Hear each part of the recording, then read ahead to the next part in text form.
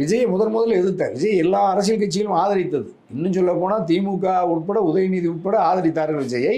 சீமான் உட்பட ஆரத்தழுவி ஆதரித்தார்கள் நாம் தமிழரெல்லாம். அதிமுக ஆதரித்தது, பாஜக கூட வரவேற்றது. விஜயை ஆதரிக்காத அரசியல் கட்சிகளே தமிழ்நாட்டில் இல்லை, தனிநபர்களே இல்லை.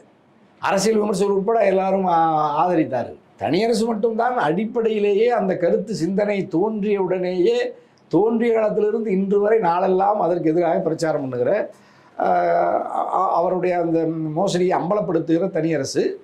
இப்பொழுது இது விடிவடைந்து இப்போ நாம் தமிழர் எதிராக இருக்கிறாங்க. அதிமுக ஒரு சில பேர் கூட அதுக்கு முரணாக பேசுகிறாங்க.